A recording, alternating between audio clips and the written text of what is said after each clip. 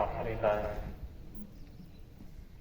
सूरत अनाम की आयत नंबर 123। अऊज़ु बिल्लाहि मिनश शैतानिर रजीम। बिस्मिल्लाहिर रहमानिर रहीम। व इज़ा जाअतहुम आयतुन क़ालू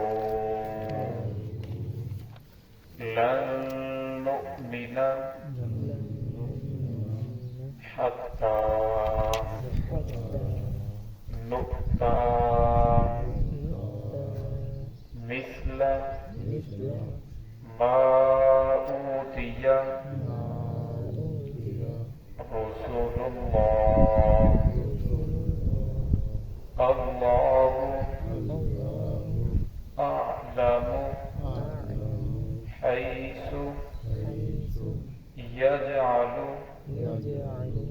रिसालतह सयुसीबुल्लज़ीन अजरमू सगारुन इंदल्लाहि वअज़ाबुन शदीदुन बिमा कानू यमकुरून फमन युरिदिल्लाहु अन यहदियहु यशरह सदरहु लिल-इस्लाम वमन युरिद अन युज़िल्लहु यजअल सदरहु ضيقا حرجا كأنما يصعد في السماء كذلك يجعل الله الرجس على الذين لا يؤمنون بسم الله الرحمن الرحيم وإذا جاءتهم آية قالوا لن نؤمن حتى نؤتى مثل ما أوتي رسل الله الله أعلم حيث يجعل رسالته سيصيب الذين أجرموا صغار عند الله وعذاب شديد بما كانوا يمكرون فمن يرد الله أن يهديه يشرح صدره للإسلام ومن يرد أن يضله يجعل صدره ضيقا حرجا كأنما يصعد في السماء كذلك يجعل الله الرجس على الذين لا يؤمنون فإذا جاءتهم जब भी आई उनके पास आयतन कोई निशानी कालू वो कहने लगे लन नुमिना हरगिज़ हम ईमान नहीं लाएंगे हत्ता नुअता मिस्ला मा ऊतिया रसूलुल्लाह हत्ता कि हमें भी अता किया जाए मिसल उसके जो अता किया अल्लाह रब्बुल इज़्ज़त ने अपने रसूलों को। अल्लाहु आलमु हैसु यजअलु रिसालता अल्लाह रब्बुल इज़्ज़त ने फरमाया अल्लाह खूब जानते हैं हैसु जहाँ उसने रखना है रिसालता ये अपनी रिसालत को किसको अता करना है किसे नबी बनाना है اللہ को मालूम है। सयुसीबुल्लज़ीन अजरमू सगारुन, अन करीब उन लोगों को जो मुजरम है पहुंचेगा अल्लाह रब्बुल इज्जत की तरफ से सगारुन जिल्लत व अज़ाबुन शदीदुन बिमा कानू यमकुरून, और सख्त अज़ाब इस वजह से कि वो तदबीरें कर रहे हैं। फमन युरिदिल्लाह, बस वो शख्स के इरादा करे अल्लाह रब्बुल इज्जत उसके साथ नहीं यहदियहु कि उसको हिदायत दे, यशरह सदरहुल इस्लाम, तो खो देता है उसके सीने को इस्लाम के लिए। वमन युरिद अन युज़िल्लहु, वो शख्स के इरादा करे अल्लाह रब्बुल इज्जत उसको गुमराह करने का, यजअल सदरहु ज़य्यक़न हरजन, तो तंग कर देता है उसके सीने को, कअन्नमा यसअदु फिस्समा, गोया कि वो चढ़ जाए आसमान में। कज़ालिक यजअलुल्लाहु रिज्सा, इसी तरह अल्लाह रब्बुल इज्जत डालते हैं गंदगी को, अलल्लज़ीना, उन लोगों पर, ला युमिनून, जो ईमान नहीं लाते। इस पहली आयत के अंदर अल्लाह रब्बुल इज्जत ने उन लोगों का तज़किरा फरमाया कि जिन्होंने इस्लाम कबूल नहीं किया, और उनके इस्लाम कबूल ना करने की सबसे बड़ी वजह यह है कि उनके अंदर गुरूर था, तकब्बुर था। वो कहते थे कि जिस तरह रसूलुल्लाह सल्लल्लाहु अलैहि वसल्लम के ऊपर मौजज़ात नाज़िल होते हैं, हमारे ऊपर क्यों नाज़िल नहीं होते? अगर अल्लाह रब्बुल इज्जत नबी बनाना था तो मक्का के जो बड़ेरे हैं, चौधरी हैं, उनको नबूवत अता की जाती है, उनके पास मालो दौलत है, तो अल्लाह रब्बुल इज्जत ने एक गरीब आदमी को नबी बना दिया। तो कहने लगे हम आपको नबी मानने के लिए तैयार नहीं। तब नबी मानेंगे कि जो मौजज़े आपके ऊपर उतर रहे हैं, जो किताबें बाकी अंबिया को मिली, हमें भी वो किताबें मिले, तब जाकर हम ईमान लेकर आएंगे। तो अल्लाह रब्बुल ने फरमाया अल्लाहु आलमु हैसु यजअलु रिसालता, अल्लाह को मालूम है किसने किसको नबी बनाना है, नबूवत किसको अता करनी है। फरमाया नबूवत कोई ऐसी चीज नहीं कि इंसान को मेहनत के जरिए से मिल जाए, नबूवत तो अल्लाह के रब्बुल इज्जत की तरफ से होती है।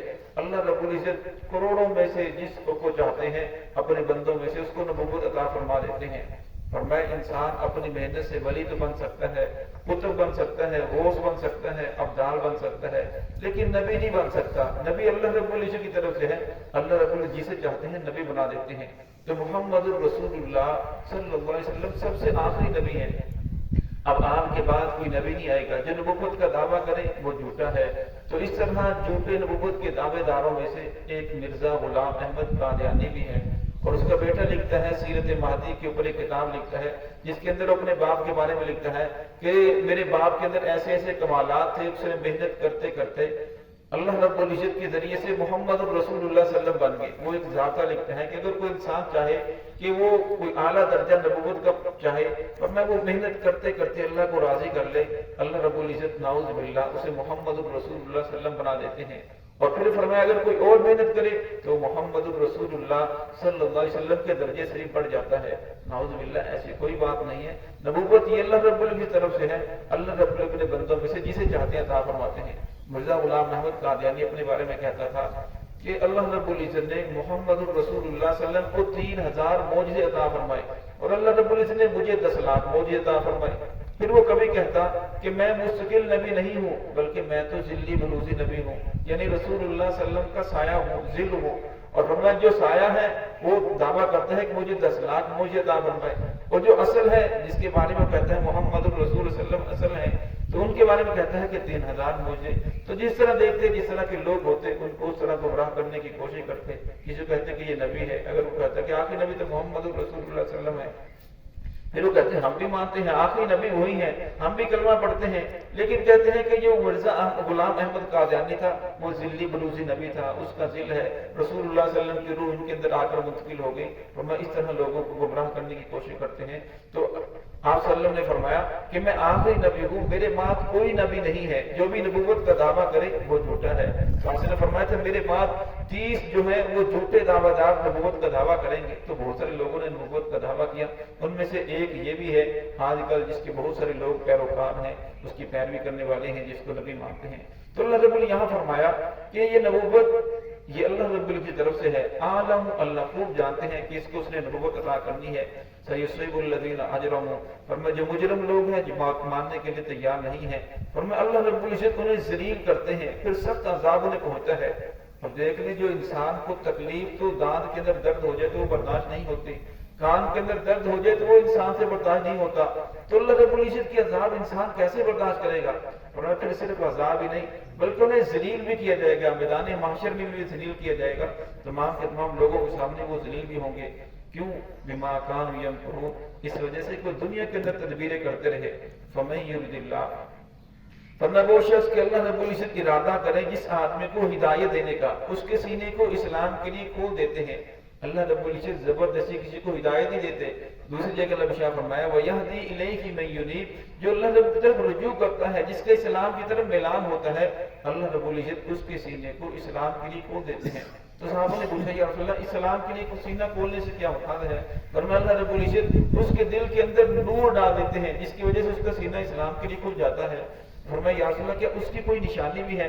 رسول نے فرمایا کہ اس کی نشانی یہ ہے کہ وہ دائمی گھر کی فکر کرنا شروع کر دیتا ہے اور دھوکے کے گھر سے دور ہوتا چلا ہو جاتا ہے، یعنی دائمی گھر وہ جنت کی فکر کرتا ہے، آخرت کی فکر کرتا ہے، اور فرمایا دنیا کے اندر رہتے ہوئے وہ آخرت کی تیاری کرنا شروع کر دیتا ہے۔ وَمَن يُرِدْ أَن يُضِلَّهُ، اور فرمایا جسے اللہ رب العزت گمراہ کرتے ہیں، گمراہ کرنے کا ارادہ کرتے ہیں تو اس کے سینے کو تنگ کر دیتے ہیں۔ تو یہاں بھی یہ بات پہلے کئی مرتبہ ذکر کی گئی کہ اللہ رب العزت زبردستی کسی کو گمراہ نہیں کرتے۔ ہاں جو آدمی جس راستے کا چلنا چاہے اور باز نہ آئے فلما ذاغوا ازاغ اللہ قلوبہم، فرمایا جب وہ ٹیڑے چلے تو ہم نے بھی ان کے دلوں کو ٹیڑھا کر دیا۔ وَيَهْدِي إِلَيْهِ مَن يُنِيبُ، فرمایا اللہ کا تو قانون ہے، ضابطہ ہے، جو جس راستے پر چلنا چاہتا ہے فرمایا ہم اسے اسی راستے کے اوپر چلا دیتے ہیں۔ پھر جس کا سینہ تنگ ہو جاتا ہے كَذَلِكَ جَعَلَ اللَّهُ الرِّجْسَ، فرمایا اسے یوں محسوس ہوتا ہے کہ جیسے اسے کوئی کہا جا رہا ہے کہ آسمان پر چڑھ جاؤ، جس طرح ایک آدمی کے لیے آسمان پر چڑھنا مشکل ہے، فرمایا اس طرح اس کے لیے اسلام کو قبول کرنا، اسلام والی زندگی کے اوپر چلنا بہت گران محسوس ہوتا ہے اور کہتا ہے کہ یہ تو بڑا مشکل کام ہے۔ اور پھر فرمایا كَذَلِكَ جَعَلَ اللَّهُ الرِّجْسَ، اللہ فرماتے ہیں ہم ڈال دیتے ہیں اس کے اوپر گندگی عَلَى الَّذِينَ، ان لوگوں کے اوپر جو ایمان نہیں لاتے۔ پھر فرمایا وہ جھوٹ بولتا ہے، دھوکہ دیتا ہے، فراڈ کرتا ہے، زناکاری بدکاری کے اندر ملوث ہو جاتا ہے، وہ سود کھاتا ہے۔ یہ چیزیں تو اسے آسان لگتی ہیں لیکن اس کے لیے مسجد کے اندر آنا، اس کے لیے دین اسلام کو قبول کرنا، قرآن پاک پڑھنا، دین کی بات سننا اسے بہت مشکل لگتی ہے۔ دعا ہے کہ اللہ رب العزت ہم سب کو صراط مستقیم پہ چلنے کی توفیق عطا فرمائے۔